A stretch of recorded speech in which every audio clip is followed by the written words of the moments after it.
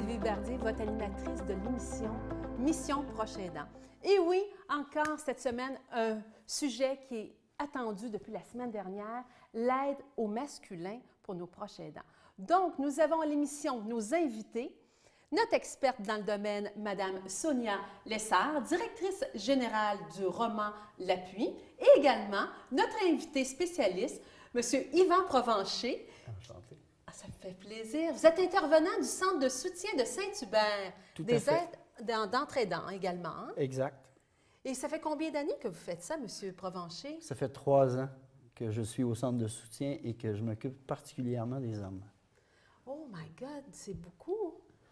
Bien, c'est intéressant, mais c'est surtout très important parce que les hommes aidants ont certaines particularités qu'on ne retrouve pas tout à fait chez les femmes, étant donné l'éducation sociale et je dirais, les stéréotypes de nos sociétés. Ça varie beaucoup. Ça varie beaucoup. Mais quand on parle des proches aidants, je sais, si on revient à Mme Sonia, je sais qu'il y a eu une recherche au niveau de l'Université de Sherbrooke à ce sujet, pour le côté masculin. Là. En fait, le roman s'est attardé à la notion de proche aidant masculin, parce que le regroupement des organismes montérégiens d'aidants naturels soutient les proches aidants d'aînés depuis plus de 15 ans.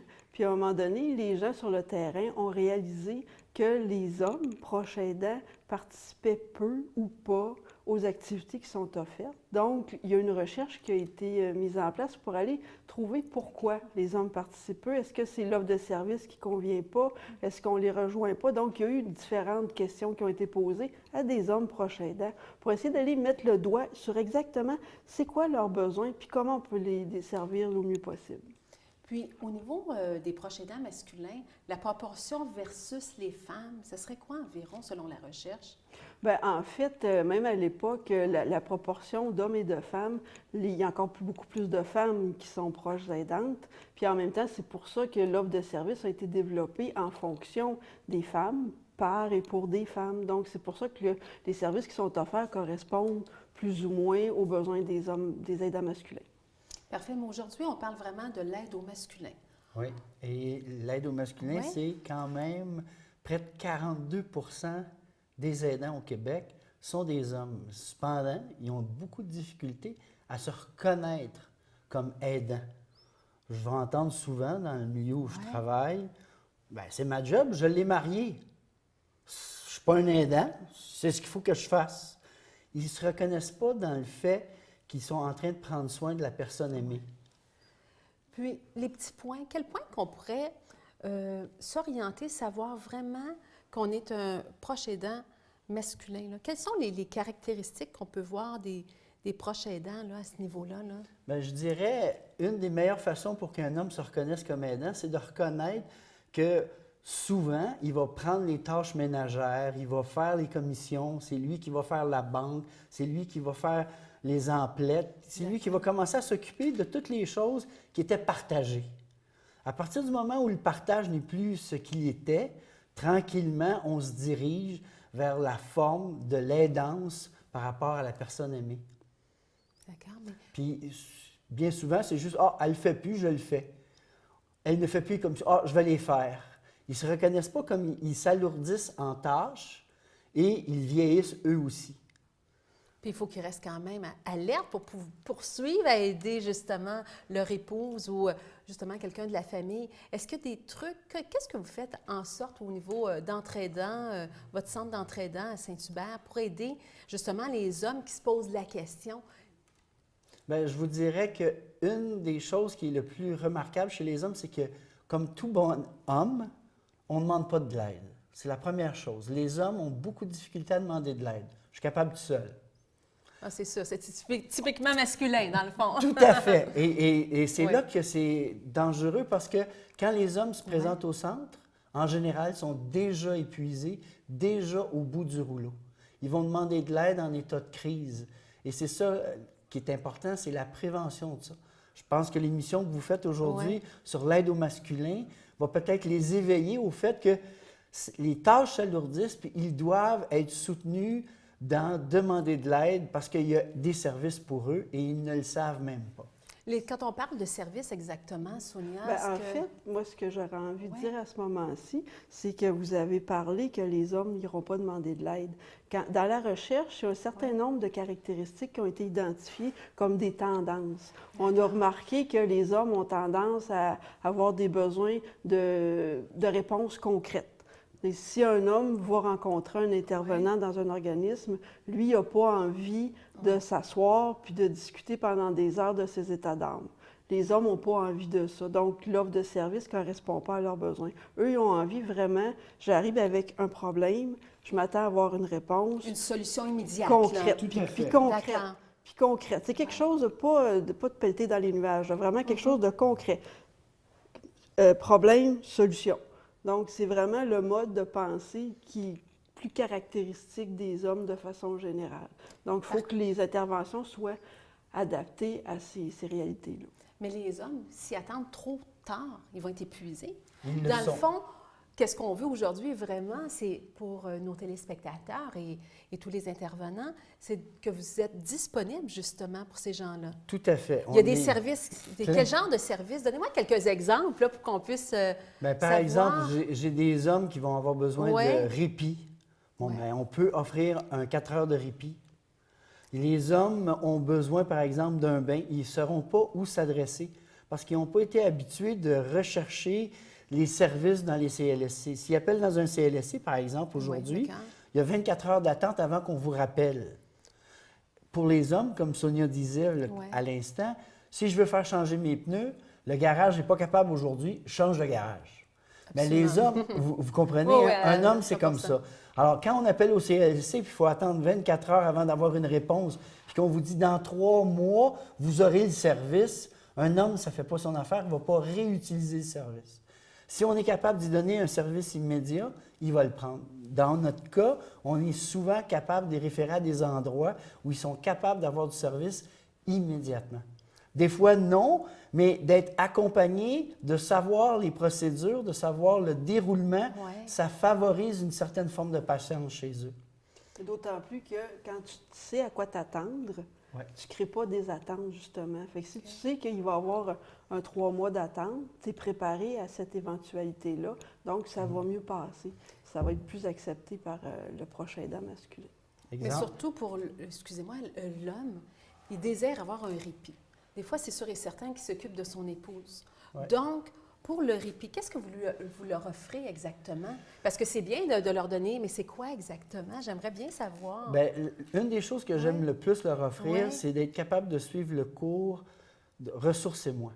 Le cours Ressourcez-moi, c'est un cours de 6 séances de 2 heures dans lequel ils vont découvrir tout le monde de l'aidance qu'ils ne connaissent pas. Bien souvent, les hommes vont vivre la culpabilité, par exemple, pour aller voir les copains. Pour un homme, je donne un exemple bien concret, aller s'amuser pendant que sa femme est malade, en général, ils sont incapables. Ça, c'est sûr et certain. Ça, c'est sûr et certain, effectivement. Puis, s'ils n'arrivent pas à se donner un peu de temps, bien, finalement, ils s'épuisent. Donc, on peut leur apprendre que la culpabilité qu'ils vivent est tout à fait normale, qu'on la retrouve autant chez les femmes que chez les hommes, mais être un aidant, c'est accepter parfois de vivre un peu de culpabilité pour se donner du bien à soi. Parce que l'important, c'est de faire une longue période. L'aidance, ce n'est pas 1 mois, 2 mois. Des fois, c'est 4, 5, 6, 7 ans, 8 ans, où on se dévoue constamment pour la personne aimée. Et ça, les hommes aidants ne le voient pas quand on ne connaît pas l'ampleur de la maladie, tout ce que ça comporte. Et comme ils ne vont pas chercher de l'aide, bien souvent, ils s'épuisent sans trop, comme un peu comme s'ils se débattaient, mais sans savoir par où nager. Tout ce qu'on est capable de faire, c'est de les guider à bien aller dans la bonne direction. Dans le fond, de tout simplement vous téléphoner. Tout à fait. Et vous allez pouvoir les référer à l'organisme si ce n'est pas vraiment au centre de soutien d'entraidants à Saint-Hubert. Oui. Mais si je peux me permettre, Ouais. la question des proches aidants masculins est de plus en plus importante, puis on doit s'y attarder parce que, étant donné que c'est les femmes, ce sont elles qui ont plus de risques d'être atteintes d'Alzheimer, c'est leur conjoint qui va en prendre soin. C'est Il y a combien? 72. 72 Oui, pour si on l'Alzheimer. prend 100 personnes, Oui. au Québec, Oui. 72 ont l'Alzheimer, c'est des femmes, puis seulement 28 ce sera des hommes. Donc, on a besoin de les garder longtemps parmi nous comme proches Tout à aidants. fait. Il faut s'en Tout à occuper et fait. leur donner du répit. Oui, Exact. entre Ouais. autres, puis du Ouais. soutien, Du puis, soutien, tout puis- des outillés. Comme tous les Oui. proches aidants, ils ont besoin d'être outillés, d'avoir la boîte à outils qu'ils peuvent utiliser selon la situation là, qui est devant eux. Tout simplement, on téléphone. La ligne Info Aidant. Info pour, Aidant, tout à toujours. fait. Oui. On appelle la ligne Info Aidant, peu importe où on est au Québec. Oui. Oui. Puis il y a quelqu'un qui nous répond, qui va nous référer à l'organisme, Ouais. puis on va pouvoir soutenir. Et ça, c'est toujours gratuitement. Toujours gratuitement. Oui, c'est vraiment Donc, il y a c'est beaucoup de important. fonds qui sont investis là, pour les proches aidants. Bien, disons, depuis les 5 dernières années, il y a quand même un bon montant là, qui est investi, un 200 millions d'investis sur 10 ans. Donc, on est dans la 5e année de ces 10 ans-là, mais il y a beaucoup de services qui ont été déployés grâce à ces fonds-là. Là. Tout à fait. On voit que vous êtes des gens de cœur, des gens qui désirent aider les autres. Ouais. Mais en une phrase, qu'est-ce que vous dites de l'aide au masculin? Qu'est-ce qui vous vient à l'idée quand on dit l'aide au masculin pour qu'on démystifie d'avoir de l'aide puis d'aller chercher l'information, d'aller chercher les outils? Qu'est-ce qui vous vient en tête? La première chose qu'on devrait dire à nos gens. Bien, c'est important d'y aller, puis que si le service qui t'est offert ne convient pas, bien, demande autre chose. Tu sais, c'est important. OK, parce qu'il y a d'exprimer- plusieurs services. Tout à là. fait. à Puis il y a Dans une le fond. ouverture d'adapter l'offre de service. S'il y a un Ouais. proche aidant qui vient me voir et dit ben moi, j'aurais besoin de X, Y, puis moi, j'offrirais B, bien, je vais faire en sorte que X, Y lui soit offert parce qu'on veut vraiment que l'offre de service soit personnalisée puis qu'elle colle le plus possible à son besoin. Donc, je me dis une offre de service qui respecte le besoin des proches aidants, masculins en particulier. Puis moi, je dirais, pour répondre à votre Ouais. question, ma chère, je dirais, hey les hommes, tu as le droit de demander de l'aide. Tu as le droit de ne pas tout savoir. Parce que c'est ça, les plus grandes ambiguïtés qu'on a avec les hommes aidants. Ils viennent, c'est des 1930, c'est des 1940. Ils ont appris à être les pourvoyeurs, à soutenir. Et quand ils deviennent aidants, à 60, 65, 70, 80, 85, ils ont appris à faire eux-mêmes tout le boulot. Et c'est un boulot qu'ils n'ont pas appris. Fait que c'est un boulot dans lequel ils ont besoin d'être soutenus. Les hommes n'ont pas appris à faire la bouffe comme les femmes. Les hommes n'ont pas appris à prendre soin des enfants comme les femmes l'ont appris. Fait que quand on est rendu à prendre soin de la femme de 83 ans, qui a été 60 ans l'amour de sa vie, C'est on ne sûr. sait pas tout comment.